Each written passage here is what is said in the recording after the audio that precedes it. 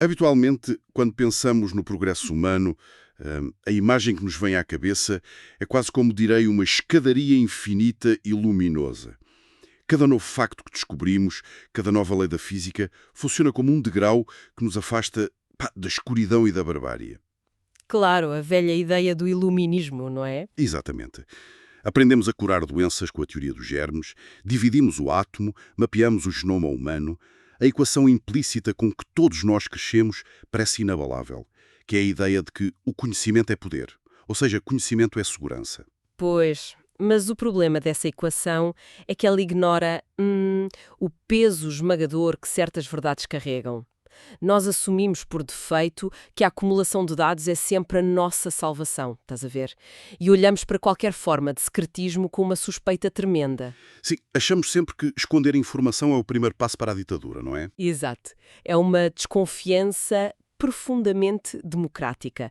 Mas se mergulharmos no trabalho de pensadores como o filósofo Nick Bostrom, mais especificamente num ensaio dele de 2011 que tem ganho uma atração enorme através de um vídeo recente do canal Aperture, deparamos com um conceito que, vira o nosso sistema de valores completamente do avesso. E é exatamente essa a missão da nossa exploração profunda de hoje. Vamos desconstruir isto. A ideia de que aquela escadaria iluminada de que falei pode ser, na verdade, uma corda bamba. E que olhar para baixo, ter acesso à verdade nua e crua, pode ser precisamente o que nos faz cair. Mas, olha, antes de avançarmos, acho que temos de estabelecer uma regra de ouro para esta conversa. Fazes bem em avisar. Estamos a falar da distinção em relação às notícias falsas, certo? Sim, claro. Para quem nos ouve ficar já com a ideia clara, não estamos de todo a falar de desinformação ou das chamadas fake news. Essa distinção é absoluta e é vital para a nossa análise de hoje. O conceito central que o Bostrom e o vídeo do Aperture introduzem é o de infohazards, ou seja, riscos de informação. A desinformação baseia-se em mentiras fabricadas para manipular. Os infohazards, por outro lado, são factos objetivamente verdadeiros. Portanto, não há qualquer mentira envolvida. Nenhuma. São pedaços de realidade que, pelo simples facto de serem compreendidos ou partilhados, têm o potencial intrínseco de causar danos. Podem alterar a nossa psicologia para pior ou até destruir sistemas inteiros. A verdade, nestes casos específicos, deixa de ser um escudo e passa a ser a própria arma. É brutal pensar assim. Desde a escola que somos ensinados que a transparência é o auge do progresso. Mas e se a ignorância for, em alguns contextos, uma ferramenta de sobrevivência essencial? Vamos começar pelo nível mais íntimo disto tudo, o preço psicológico da verdade. O famoso risco do spoiler, não é? Exatamente, pá. Como é que a verdade pode destruir um estado emocional? Pensemos no terror moderno de levar com um spoiler. A grande maioria das narrativas que consumimos depende de uma arquitetura de ignorância. Se um amigo nos disser, logo no início do filme, o sexto sentido, que o Bruce Willis está morto. Lá se vai a experiência toda. E repare, esse teu amigo não mentiu. Ele deu-te um facto totalmente irrefutável. Pois deu. Mas esse facto aniquilou o valor do filme. E a mecânica por trás disto é super interessante, porque o cérebro humano extrai prazer narrativo através do erro de previsão. Nós adoramos a tensão de não saber, A formulação de hipóteses, a dopamina que é libertada quando o mistério se resolve, fornecer a verdade antes do tempo, causa um curto-circuito nisso tudo. E o autor do vídeo expande isto para fora de Hollywood. Aplica-se à forma como processamos a própria maravilha do mundo natural. Ver uma aurora boreal, para a maioria das pessoas, é uma experiência transcendente. Mas se, naquele exato momento de deslumbramento, alguém te explicar que aquilo são só partículas carregadas do Sol a bater no campo magnético da Terra... Sim, há até quem compara aquilo de um fiambre a queimar no forno de micro-ondas, não é? Exato, foi mesmo essa a piada usada. A poesia dissipa-se completamente, a verdade física da coisa estraga a maravilha perceptiva. É o chamado risco estético. É tal e qual como o descobrir como se faz um truque de magia. A partir do momento em que vemos o espelho falso na caixa, o encanto desaparece para sempre. E há um caso histórico fascinante nas fontes que analisamos, o do imperador romano Marco Aurélio. Ah, sim, o desafio estoico que ele fazia com a comida. Isso, ele usava a verdade clínica para matar o prazer. Nas refeições dele, ele forçava-se a olhar para pratos super luxuosos e descrevia-os apenas como o cadáver de um pássaro ou o cadáver de um porco. Ele queria remover o prazer da comida através da verdade anatómica. E o próprio autor do vídeo tentou replicar esse desafio estoico no dia-a-dia, com resultados, como ele próprio diz, absolutamente miseráveis. O mundo torna-se estéril, fica cirúrgico demais. A nossa mente precisa de uma certa dose de romance para funcionar bem. Mas se a verdade pode arruinar o nosso prazer individual, a nossa estética interna, digamos assim, o choque a seguir é o que acontece quando essa informação sai para a esfera pública e afeta a forma como a sociedade nos vê. Os chamados riscos de convivência. É quando entramos nas máscaras sociais que todos usamos. Exato. O exemplo dado é o do ex-congressista americano Anthony Weiner. Ele tinha uma carreira política muito promissora e, de repente, ruiu de um dia para o outro porque vieram a público mensagens explícitas que ele andava a enviar na internet. Mais uma vez, ninguém inventou nada. A revelação de uma informação 100% verdadeira destruiu por completo a máscara social dele, que era o que lhe permitia operar na política. E a sociedade meio que exige que usemos essas máscaras, certo? Exigimos um véu de ignorância.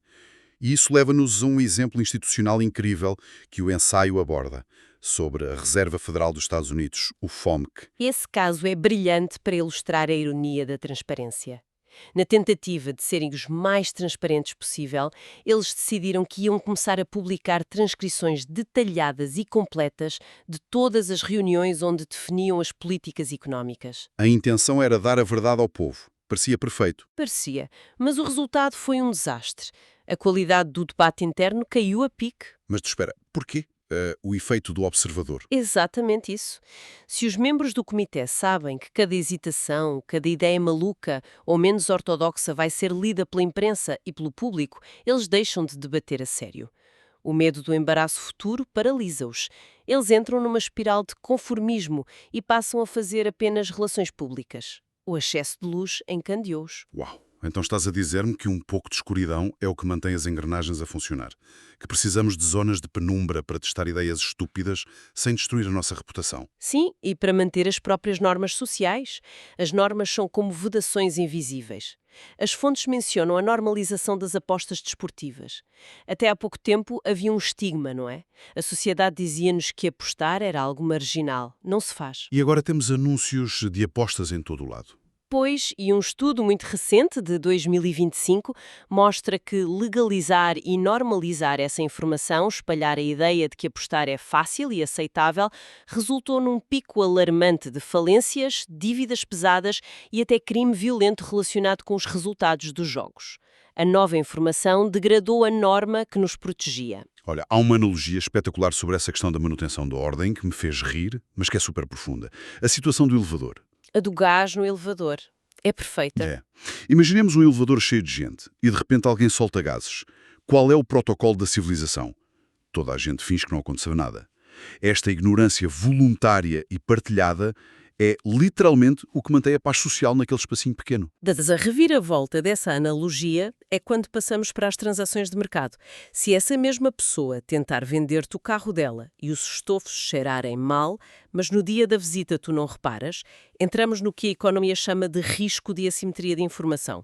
Ou seja, o vendedor sabe a verdade, sabe que o carro tem aquele defeito e o comprador está na ignorância. Exato. O que destrói a equidade.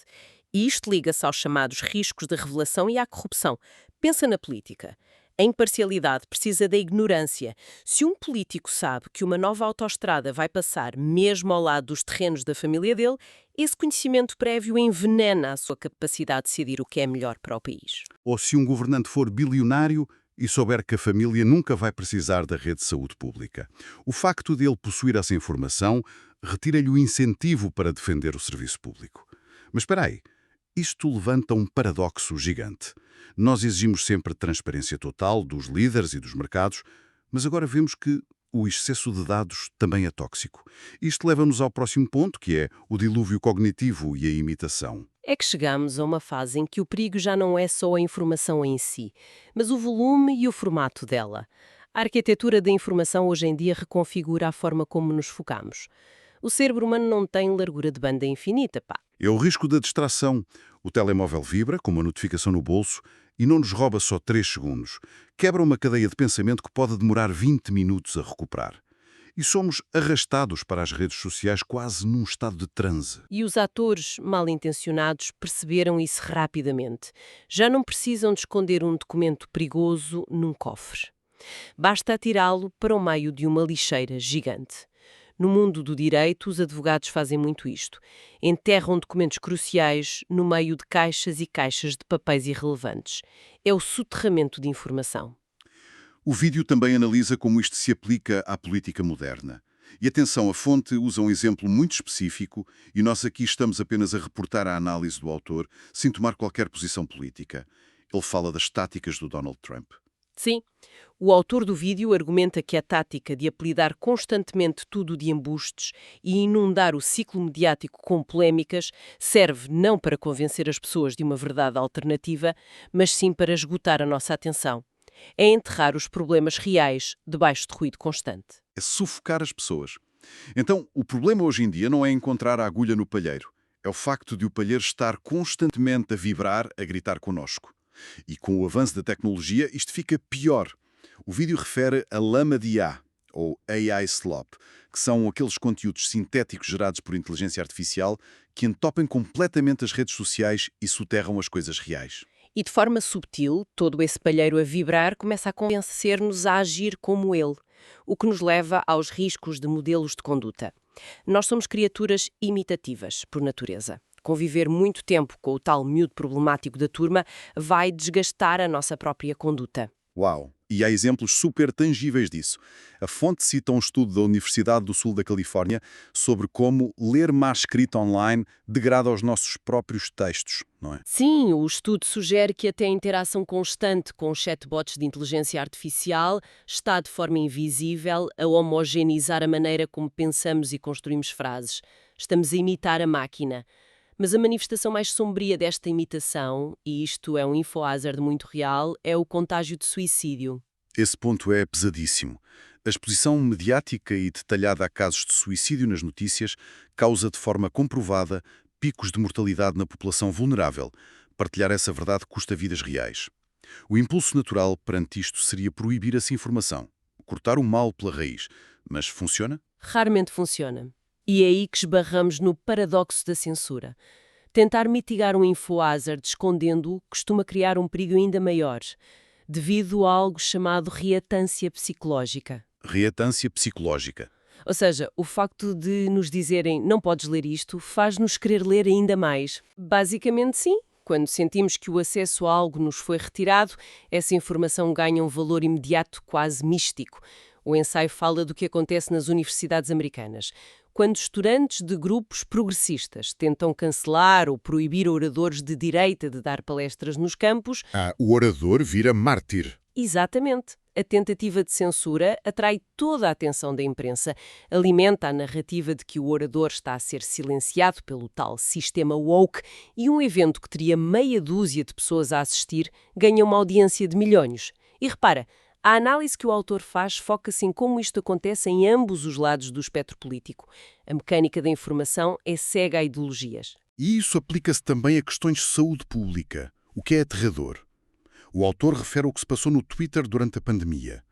Para evitar que os movimentos anti-vacina gerassem um risco de viés, usando casos muito raros de efeitos secundários para espalhar pânico, houve pressão para esconder essas experiências genuínas da plataforma. Mais uma vez, para que fique claro, a intenção original não era má, era proteger o esforço de vacinação global. Mas o resultado de varrer essas verdades inconvenientes para debaixo do tapete foi catastrófico. O encobrimento alimentou a própria narrativa anti-vacinas, de que as elites estavam a esconder a verdade. Isto faz-me lembrar o efeito Streisand, mas elevado ao nível da política de saúde. É como proibir livros. Basta anunciar a proibição e as vendas desse livro disparam. Quando tentamos construir um muro à volta de uma ideia perigosa, não estamos apenas a colocar-lhe um letreiro de neon a piscar a dizer olhem para aqui. É a metáfora perfeita. Por isso é que, se não podemos simplesmente esconder a informação perigosa, temos de perceber a que nível ela nos pode destruir. E a informação pode, literalmente, hackear os nossos corpos. Entramos na esfera dos riscos neuropsicológicos. E aqui, o exemplo do videojogo Cyberpunk 2077 deixou-me arrepiado.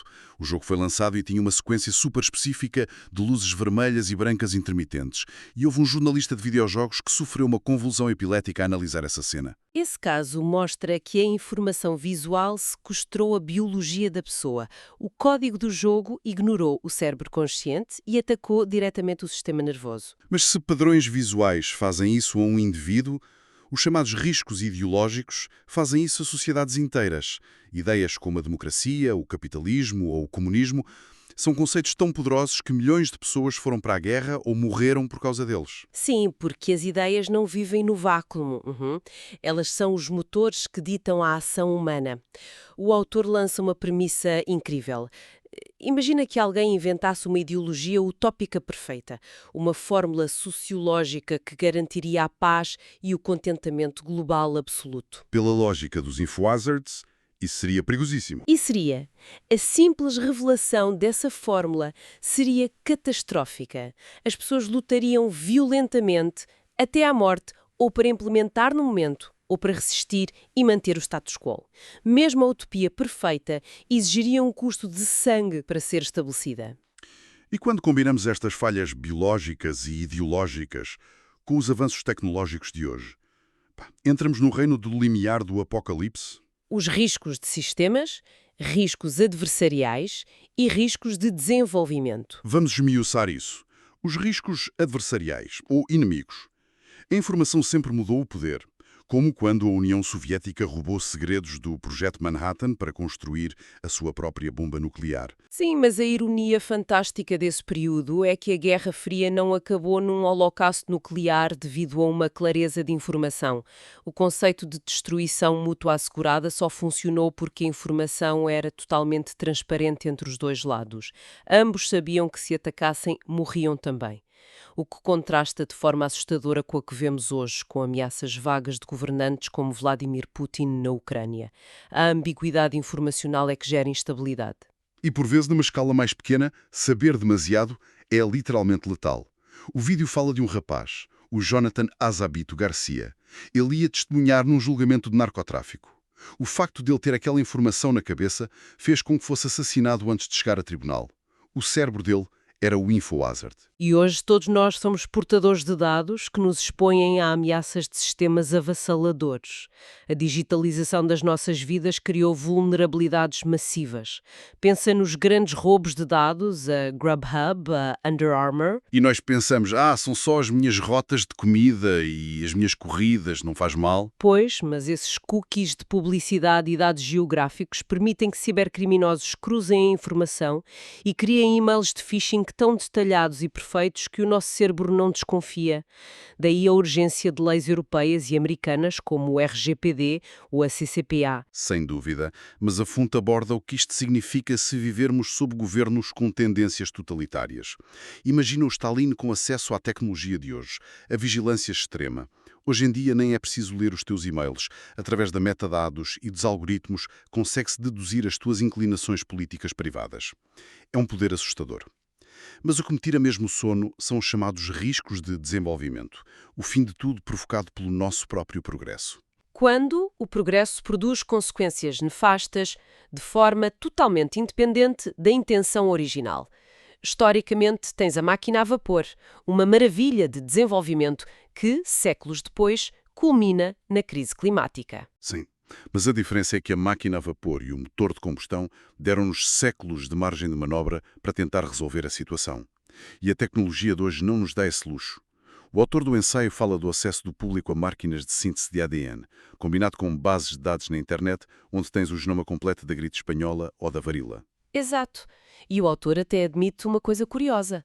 O simples facto dele estar a mencionar essa possibilidade no vídeo é, em si mesmo, um infohazard, porque expõe quão fácil seria, com uma impressora biológica caseira e um ficheiro da internet, de repente, muito mais pessoas têm a capacidade técnica de criar pandemias letais a partir do seu quarto. Ok. Confesso que, de repente, o risco de eu receber um spoiler do Sexto Sentido parece-me incrivelmente insignificante comparado com o facto da receita da varíola estar alojada num servidor qualquer. Põe as coisas em perspectiva, não é? E o alerta final do autor vai para o desenvolvimento iminente de uma inteligência artificial geral, a famosa AGI. Uma entidade robótica que nos ultrapasse. Se ela olhar para a nossa história, pode perfeitamente chegar à conclusão lógica de que nós somos o Hazard e aniquilar-nos. Lembras-te da história dos físicos de Hiroshima e Nagasaki? Que eles avançaram com o projeto muito entusiasmados com a próxima grande descoberta, sem prever de imediato a carnificina. Pois, a nossa sede pela beleza do conhecimento muitas vezes chega-nos para as consequências dele. É uma montanha de informação pesada para digerir, mas para quem nos acompanha não fica a pensar que estamos aqui a defender que voltemos para a Idade da Pedra, acho que temos de fazer uma síntese muito clara disto tudo.